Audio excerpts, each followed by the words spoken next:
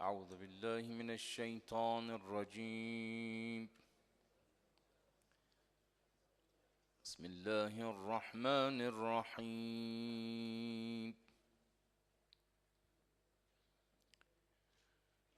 وأزلفت الجنة للمتقين غير بعيد.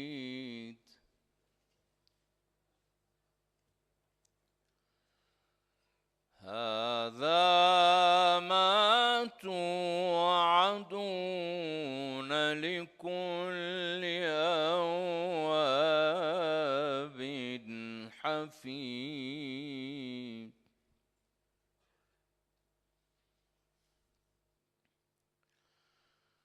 من خشي الرحمن بالغيب وجاء بقلب منيب.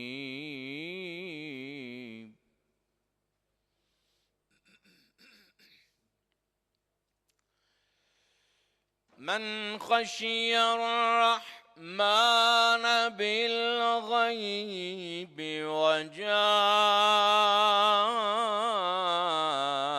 بقلب منيب.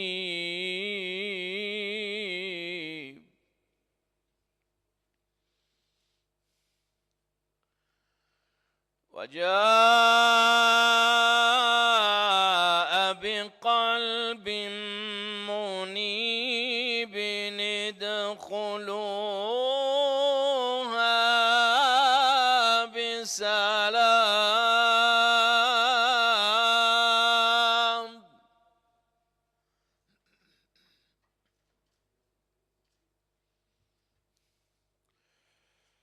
من خشي الرحمن بالغيب وجاء بقلب منيب ادخلوها بسلام.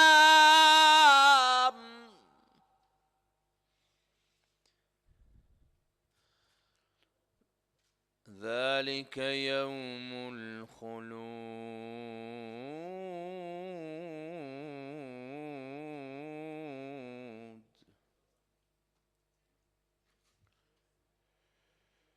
وجاء بقلب منيب ادخلوها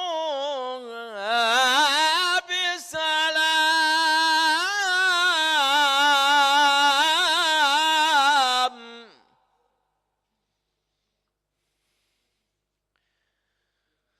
ادخلوها بسلام.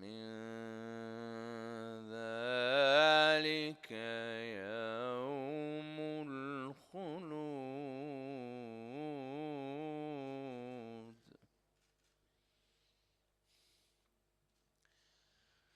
لهم ما يشاءون فيها ولدينا مزيد.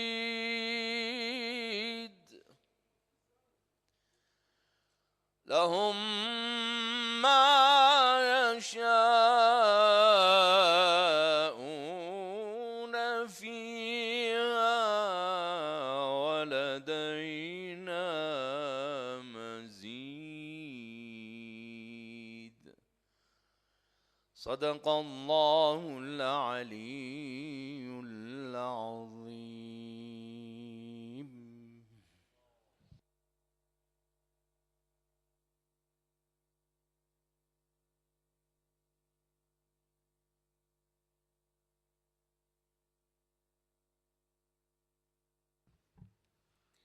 A very good morning to Honorable President, Honorable Ministers, Excellencies, distinguished ladies and gentlemen.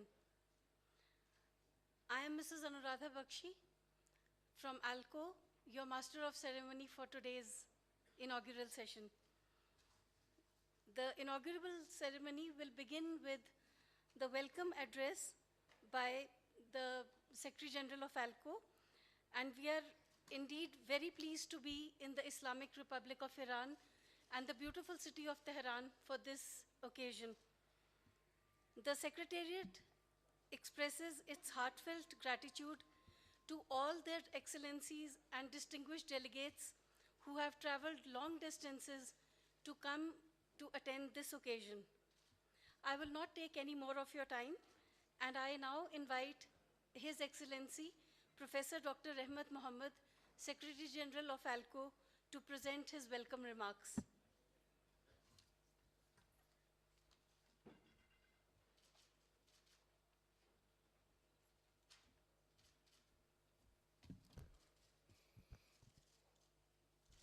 Assalamu alaikum wa rahmatullahi wa barakatuh, and a very good morning. Your Excellency, Madam Vice President of the Iran for Legal Affairs, Madam Dr. Aminzadeh, Madam President of the 52nd Annual Session of ALCO, Madam Dr. Nehru Chada, Honorable Ministers, Excellencies, distinguished participants, delegates, ladies and gentlemen. I am extremely grateful to Your Excellencies for having spared your valuable time to participate in the 53rd Annual Session of ALCO. The presence of Honorable Ministers and Attorney Generals heading the delegation at this annual session is a matter of intense importance for us. This signifies that ALCO and its initiative remain valuable to you all. I'm sure we would immensely benefit from your insightful comments and eagerly look forward to your participation. It is indeed an honor for me to take this opportunity to thank our gracious host country, the Islamic Republic of Iran. Excellencies, I would like to bring to your notice the fact that the Islamic Republic of Iran has previously hosted the annual session of ALCO on two distinct occasions, namely in 1975 and in 1997. In addition to this, the host government has taken keen interest in the activities of ALCO by referring substantive subjects for deliberation. These subjects include the deportation of Palestinian and other Israeli practices, among them the massive immigration and settlement of Jews in the occupied territories in violation of international law, particularly the Fourth Geneva Convention of 1949, an extraterritorial application of national legislation, sanctions imposed against third parties. On its part, the ALCO Secretariat has brought out two in-depth publications on these important subjects. The Iranian delegation has always made very valuable contributions to the subject deliberated upon during the annual session of ALCO, including the agenda items particularly pertaining to the ILC or International Law Commission.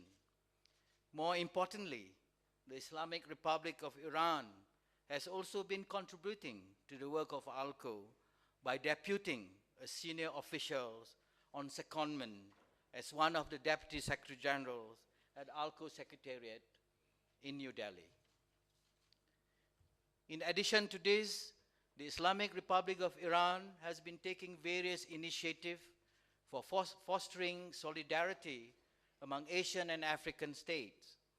The Tehran Summit of the Non-Aligned Movement, which was held in August 2012, was a major opportunity for NAM members, observers, and their guests to come together and to exchange views on international issues, among them some major international law issues, and to take concrete measures in promoting cooperation and coordination among them.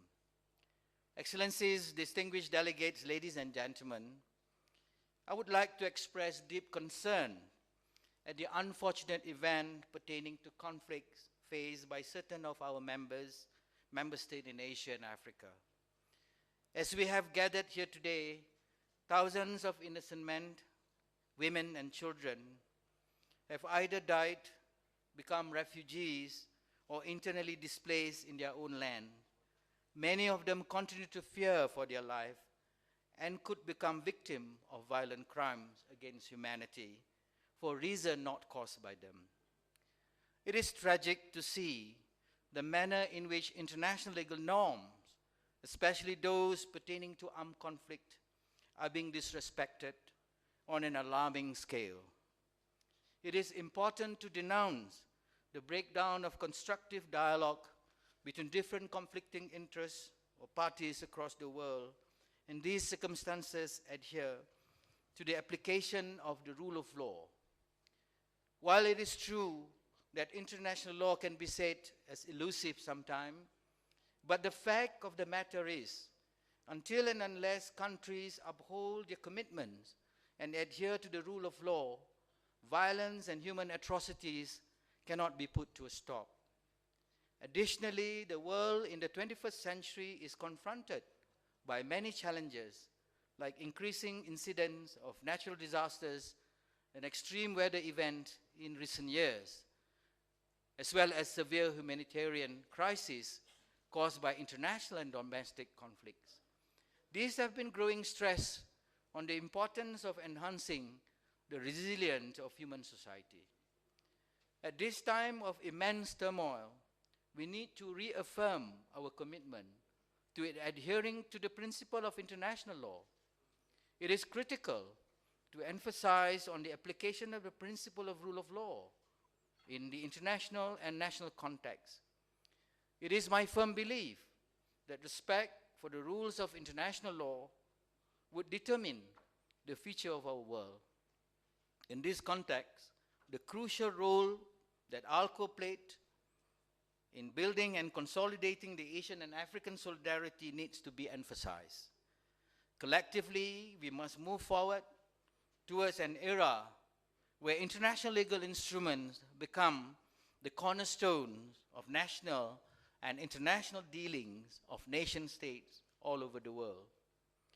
Excellencies, I would like to draw your attention to the fact that this year also marked the 60th anniversary of the Peaceful Coexistence Agreement, or we call it in India, Panchsheel Agreement.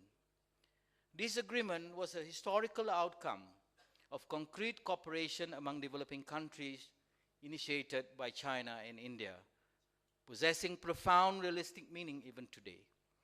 The 5 principles of peaceful coexistence, known in India as Panchsheel Treaty, were subsequently incorporated in modified form in the Statement of Principle in 1955 at the historic Asian-African Conference at Bandung. These principles are mutual respect for each other's territorial integrity and sovereignty, mutual non-aggression, mutual non-interference in each other's internal affairs, equality and cooperation for mutual benefit, and peaceful coexistence. To mark this occasion, the People's Republic of China had organized a colloquium on the 5 principles of peaceful coexistence for the development of international law in Beijing during May 2014. In the course of the deeply insightful deliberations which ensued as part of the colloquium, it became clear that it was imperative to develop a common strategy on the part of the Asian African states to deal with the crisis of international system, since these problems involve and expose the collective vulnerability of the third world states. In addition to this, in any endeavor to create the future trajectory of international legal order, the Asian and African states have a critical role to play. Excellencies, distinguished delegates, ladies and gentlemen, the work and functioning of ALCO has evolved and expanded over the years. In early years, ALCO activities as envisioned in its statutes primarily concentrated on consideration of legal problems referred to by its member states and follow-up of the work of the International Law Commission and other bodies of the UN system, related to international law and to the progressive development, codification, and dissemination of international law. However, gradually ALCO reoriented itself towards assisting its member states to prepare themselves for the plenipotentiaries conferences convened to develop and codify international law, both customary and conventional, by the United Nations. In this process, ALCO participation through its member state has also contributed immensely to a number of international legal regimes with which the Asian African states have been most concerned. Some of the recommendations which ALCO has made, for instance, in the context of law of diplomatic relations, law of the sea, law of treaties, have been codified in international legal instruments.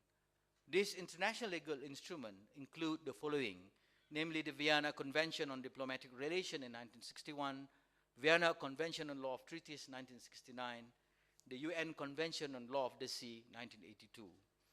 ALCO has had a long and meaningful engagement with the law of the sea in general and UNCLOS in particular.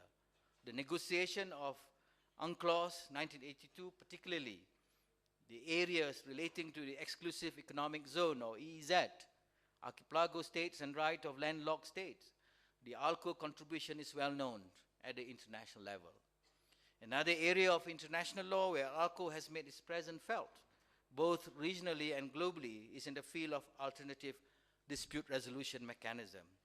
This has been able to achieve through the establishment of its regional arbitration center in Kuala Lumpur, Cairo, Lagos, and Tehran. A fifth regional arbitration center is upcoming in Kenya. As an intergovernmental organization, ALCO has done its best to live up to the expectation of its member states, despite its limited human and financial resources. So long as member states remain supportive of ALCO's objective, the Secretariat will tirelessly work and dedicate its human resources to the work of ALCO, particularly in the progressive development of international law. Excellencies, I would like to share with you all the proposed course of action which we have planned for the next few days.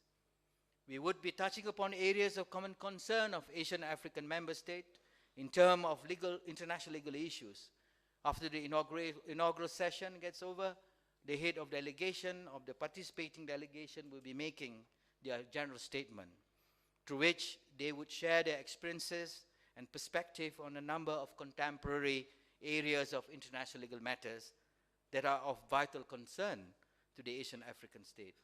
Thereafter, following the past practice, we would have 2 half-day special meetings devoted to the exploring in detail 2 important issues.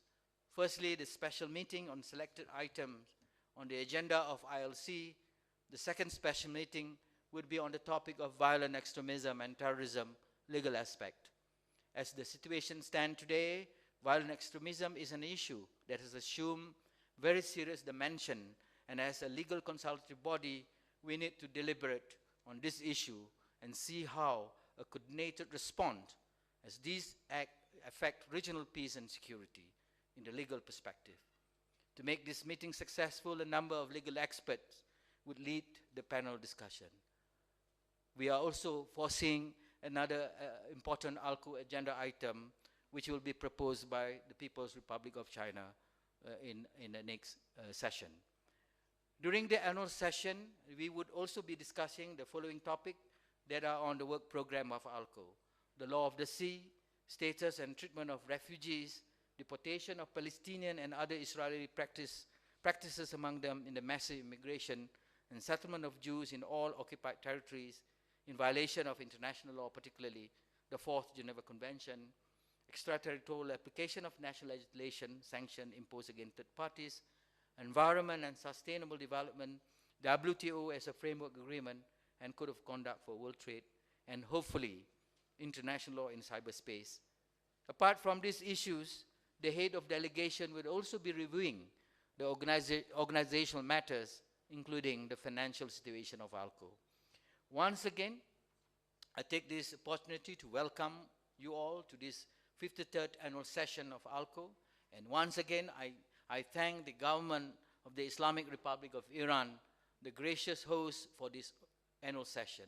I sincerely hope that with your meaningful cooperation, this section would be a grand success. Thank you very much.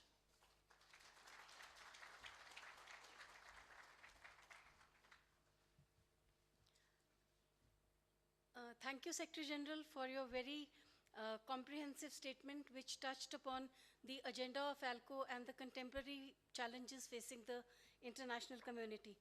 Now I invite the President of the 52nd Annual Session of ALCO, Dr. Neeru Chadha, the Joint Secretary of Legal and Treaties Division and Legal Advisor to the Government of India.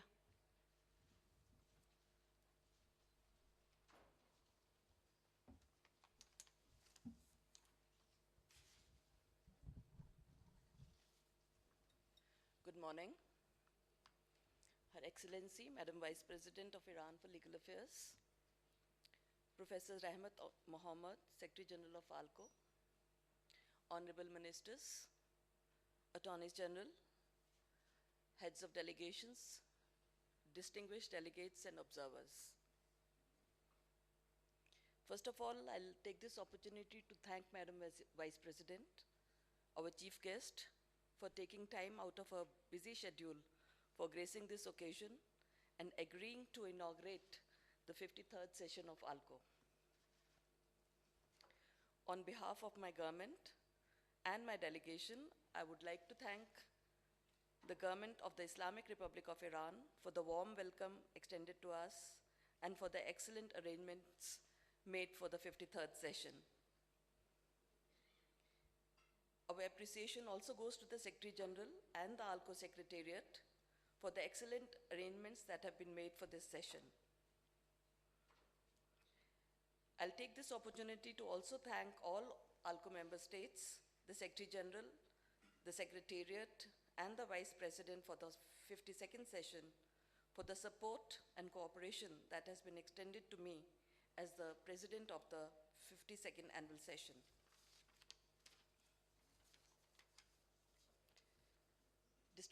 Distinguished members, ALCO, a consultative organization, comprises of member states of diverse cultures and legal systems. Therefore, it is always a challenge for the organization to consolidate the position of Asian African countries in the field of international law. However, over the years, it has succeeded in doing so several times and therefore has acquired a unique place in the galaxy of international organizations.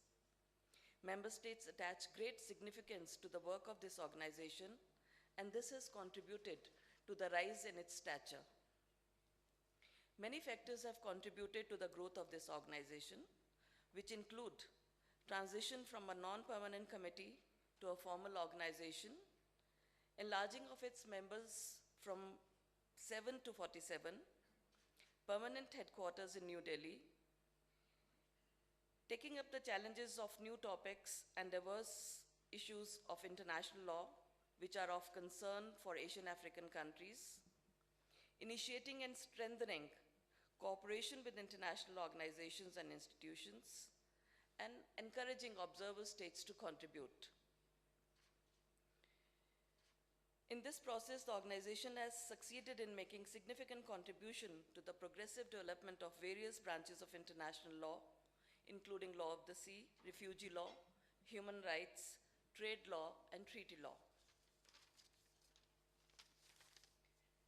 During my presidency, ALCO Secretariat, despite being faced with limited financial and human resources, organized numerous events. I'm sure that the Secretary General in his report would give a detailed account of these activities undertaken after the 52nd annual session during the course of this session. Hence, I would touch only upon the important ones. ALCO Legal Advisors meeting and the ALCO ILC meeting took place in New York on 24th October 2013. This is an annual event in the ALCO calendar. ALCO always attaches high importance to the agenda items of International Law Commission, and these are a part of our annual deliberations.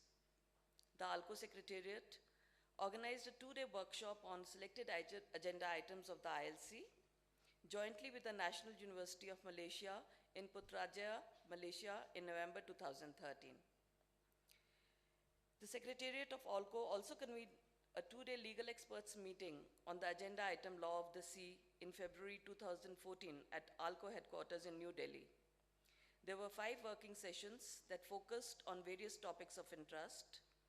In this meeting, high-level officials from various ministries of the member states of ALCO, academics from many universities in the Asian African region, a few officials from the United Nations, and students from many Indian universities participated.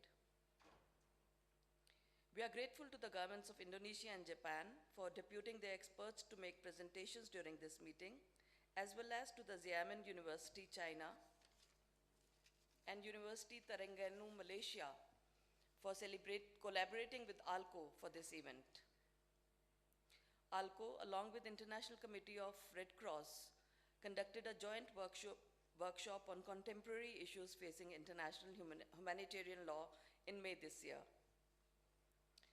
It can thus be seen, Madam Vice President, from the short summary of events organized by ALCO last year, that the organization is active and is coordinating with various institutions to keep up with the dialogue and consultations on contemporary issues of international law.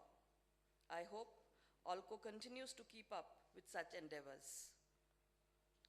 To conclude, I would once again thank the Secretary General for his tireless efforts and the government of the Islamic Republic of Iran for the excellent preparations and arrangements for making this session a success. Since I have the floor, I would also wish the incoming President all the success, and I'm confident that under his able guidance, the organization would continue to work as a platform for legal deliberations on issues of significance to Asian African countries. Thank you very much.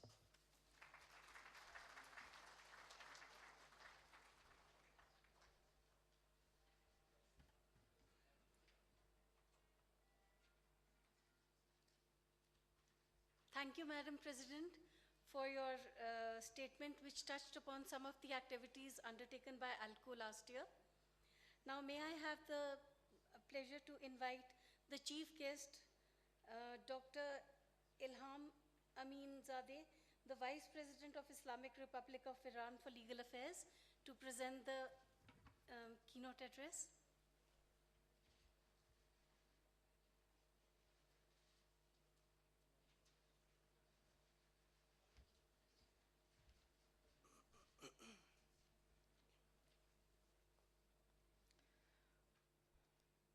In the name of God, the compassionate, the merciful. Excellencies, Dr. Rahmat Mohammed, Secretary General of ALCO, Honorable Ministers of Foreign Affairs and Justice, and Attorney Generals, distinguished delegates and observers, ladies and gentlemen. It is a great pleasure for me to address on behalf of the Islamic Republic of Iran